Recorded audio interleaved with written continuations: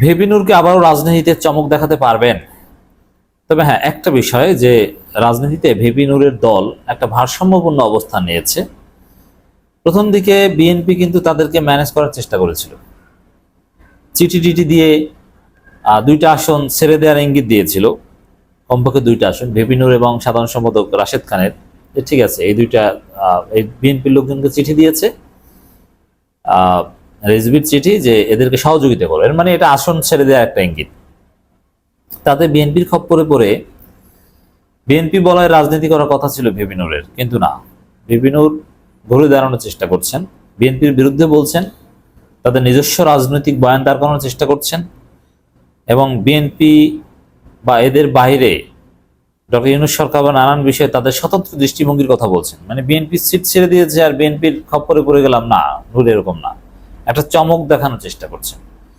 VP নূর গত 10 বছর বা 15 বছরের মধ্যে সবচেয়ে সম্ভাবনাময় তরুণ ছিল, জনগণের মধ্যে আশা জাগিয়েছিল যে নূরের দল এই করবে, সেই করবে, বড় কিছু করবে। পরবর্তী ইমরান খান হিসেবে অনেকে কল্পনা করেছিল যে বাংলাদেশের পরবর্তী প্রধানমন্ত্রী, অনেকে বলতো next prime minister of Bangladesh, বলতো না, অনেক কিছুই হতো। কিন্তু না, সেই সাফাদির সাথে বৈঠক করে, কিছু স্বেচ্ছাচারী আচরণ করে, কিছু টাকা পয়সার লেনদেনে দুর্বলতা দেখিয়ে ভিপি নূর সে জায়গাটা হারিয়েছে। ভিপি নূরের যে সম্পদ ছিল তারা চলে গিয়েছে। যেমন দেখেন ভিপি নূর কতটা উচ্চতায় ছিল, যে আজকের আসিফ, উপদেষ্টা, নাহিদ, ওরা সবাই ভিপি নূরের তৈরি করা লোক ছিল, ওর দলের লোক করতো। আক্তার, মানে যত গুরুত্বপূর্ণ লোক দেখেন আন্দোলন সংগ্রাম বা তারুণের রাজনীতি, একটা বড় অংশ ভিপি নূরের দল থেকে এসেছে। তাই এদের দল, এরা যদি চলে না যেত নূরের কাছ থেকে, এই নূরের দলে যদি ভাঙন সৃষ্টি না হতো, তাহলে আপনি চিন্তা করেন যে নূরের অবস্থানটা কোথায় থাকতো। যে আখতার, নাহিদ, আসিফ, ওদের বস হচ্ছে ভিপি নূর, অর্থাৎ বাংলাদেশের সবথেকে বড় নেতাদের মধ্যে একজন ভিপি নূর, কিন্তু সে স্থানটা হারিয়েছে। ওই যে সাফাদির সাথে বৈঠক, টাকা পয়সার অনিয়ম, কিছু ভুল ত্রুটি, এই জন্য আগের মতো চমক দেখানো, আগের মতো অবস্থান তৈরি করা সম্ভব নয়।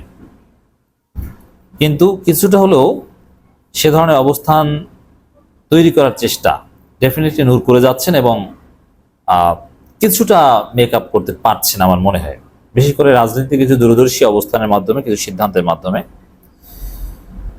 জনসমর্থনের বাইরে গেলে অন্তর্বর্তী সরকার 1 সপ্তাহ টিকতে পারবে না, সুন্দর কথা, কিন্তু এর ভিতরে আরো সুন্দর কথা আছে, আমি আসছি সেদিকে। তার আগে বলি, চরমোনাইয়ের সাথে জোটের একটা গুঞ্জন, জামাতের সাথে জোট চেষ্টা, এরকম গুঞ্জনও আছে। তবে হ্যাঁ, যদি জামাত এবং চরমোনাই বা এই টাইপের দলগুলো নিয়ে একটা বড় দল হতে পারে, তাহলে নূরের একটা বড় স্টেক থাকবে, আর বিএনপির ওই 1-2টা সিট নিতে গেলে ধ্বংস হয়ে যাবে।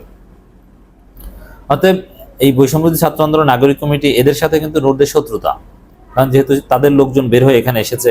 না, রাজনৈতিকভাবে যদি এদের সাথে জোট বা এদের সাথেই রাজনীতি করতে পারে, এদের বলয়ের কিছু অতীত তিক্ততা ভুলে গিয়ে, তাহলে আমি মনে করি ভিপি নূর আবারও রাজনীতিতে চমক দেখাতে পারবেন। অতএব ভিপি নূরের সামনে যতই অস্বস্তিকর লাগুক, বিএনপি না, জামাত, চরমোনাই, বৈষম্যবিরোধী ছাত্র আন্দোলন, নাগরিক কমিটি বা নতুন দল, এদের বলয়ের রাজনীতি করবে, তখন নূরের একটা শক্তিশালী স্টেক থাকবে।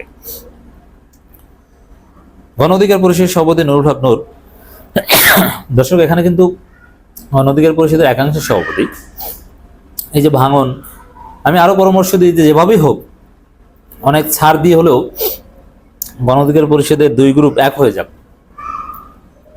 গণ অধিকার পরিষদের সভাপতি নুরুল হক নূর বলেছেন, সরকারের প্রতি আমাদের ক্ষোভ আছে, রাগ আছে, প্রয়োজনীয় সংস্কারের বিরুদ্ধে আন্দোলন করব, আমাদের দাবি আদায়ে বাধ্য করব, কিন্তু এখনই ফেলে দিতে হবে, এই সরকারে চলে যেতে হবে, এ লাইনে যাওয়া যাবে না। এটা হচ্ছে স্মার্ট রাজনীতি। তো এটা একটা সম্ভাবনা, এর জন্য আমরা বাকি পরামর্শগুলো দিলাম যে জামাত, চরমোনাই বা এদের বলয়ের রাজনীতি করো, ভালো হবে। কিন্তু এই যে বিষয়টা দেখেন, যে সরকারের সমালোচনা করব কিন্তু ফেলে দেওয়া যাবে না, ব্যর্থ হতে দেওয়া যাবে না, চলে যেতে হবে, কথা আমরা বলবো না, এটি হচ্ছে সঠিক। সরকারের সমালোচনা করবো কিন্তু সরকার আমাদের, এদের থাকতে হবে।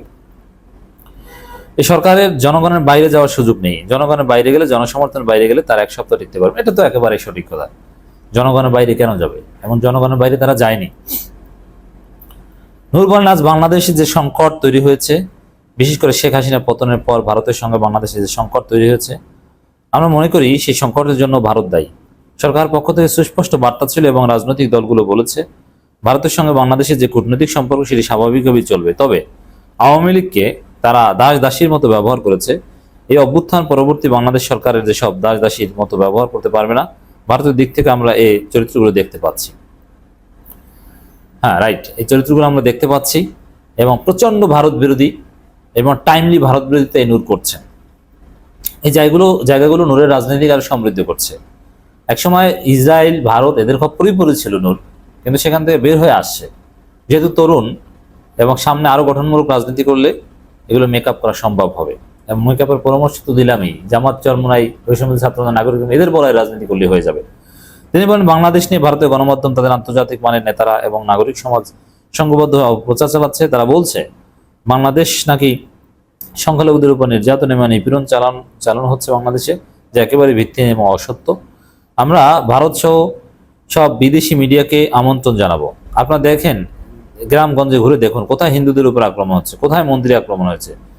এগুলো সব মিথ্যে কথা। এই কথাগুলো চমৎকার। বাংলাদেশ আজ সমগ্র রাজনৈতিক দলগুলো দাবি জানিয়েছে বিগত 16 বছর শেখ হাসিনা আমলে ভারতের সঙ্গে যেসব অন্যায় চুক্তি, এই ভারতের সঙ্গে অন্যায় চুক্তি বা এগুলো বাতিল করা, জনসম্মুখে আনা, এই ধরনের কথা কিন্তু বিএনপি বলতে পারছে না, কিন্তু নূর বলছে। অনেক আশা আকাঙ্ক্ষা নিয়ে অন্তর্বর্তী সরকার দিকে গোটা দেশ তাকিয়ে আছে, এই কথাগুলো বলছেন। সত্যি চমৎকার। তো দর্শক, এক কথা যদি বলি, নূরের সামনে এখনো সুযোগ আছে যদি জোটের রাজনীতিটা টাইমলি করতে পারে। নূরের দলের জন্য শুভকামনা, আবারও চমক দেখাক। যেহেতু আগামী দিনের রাজনীতি তারুণ্যভিত্তিক রাজনীতি, নূরের একটা স্টেক এবং একটা স্পেস আছে। তবে শুধু তরুণরা হাঁটতে পারবে না, বৃদ্ধদের হাত ধরে হাঁটতে হবে। এই জন্যে বিএনপি জামাতের সাথে জোট করার কোনো বিকল্প নেই, জামাত চরমনের সাথে। আর বিএনপি হচ্ছে এখন মাফিয়া টাইপের দল হয়ে যাবে। আওয়ামী লীগ নেই, অথবা আওয়ামী লীগের শূন্যস্থান পূরণ করার চেষ্টা করবে। আর আওয়ামী লীগের বিএনপির সাথে জোট করলে 2-1টা আসন পাবে, কিন্তু 2-1টা আসন মানে ওদের ওই যেমন আমি একটা উদাহরণ দিতাম, মনে আছে যে আওয়ামী লীগের জোট করে নির্বাচন করা আওয়ামী লীগের সাথে, এটা ধ্বংসের কারণ কিছু কিছু দলের জন্য। যেমন মাহিবি চৌধুরীর কিন্তু একটা রাজনীতি ছিল বাংলাদেশে, বি চৌধুরী নেই, কিন্তু মাহিবি চৌধুরীর একটা রাজনীতি ছিল। যেমন এখন একটা ভালো অবস্থানে থাকতো, টেলিভিশন টকশো বিভিন্ন জায়গায় তাকে দেখতে পারতেন, এবং নির্বাচনী রাজনীতি নানান জায়গায় অ্যাটলিস্ট ব্যক্তি হিসেবে ভালো করতেন। কিন্তু এই মাহিবি চৌধুরী এরা কি করেছেন, 2018 সালে আওয়ামী বলায় গিয়ে 2-1জন এমপি হয়েছেন। তখন আমি বলেছিলাম 2-1জন এমপি হওয়া মানে শেষ, আওয়ামী লীগ তাদের রাজনীতি খেয়ে দিয়েছে। 5 বছর পর আওয়ামী লীগও গুনবে না, কেউ গুনবে না, ওরা নিজেরা কিছু করতে পারবে না, অন্য কোথাও যেতে পারবে না। এখন নূরের ক্ষেত্রে পরামর্শ হচ্ছে এটা, নূর যদি বিএনপি বলা যায়, একবার হয়তো বা এমপি হবে, তারপর আর নূরের কোনো ভ্যালু থাকবে না। অতএব নূরের রাজনীতি যদি টিকিয়ে রাখতে হয়, গণঅধিকার পরিষদের রাজনীতি যদি টিকিয়ে রাখতে হয়, তাহলে বিএনপি নয়, অন্য দলগুলোর সাথে জোট করে সামনে এগিয়ে যাওয়ার চেষ্টা করতে হবে। সেক্ষেত্রে প্রতিষ্ঠিত দলের সাথে জোট করলে এটা নিঃসন্দেহে ভালো। জামাত ইসলামী কিংবা চরমোনাই এই টাইপের দলের সাথে জোট করাটা ভেবে নূরের জন্য দূরদর্শী সিদ্ধান্ত হবে, জরুরি।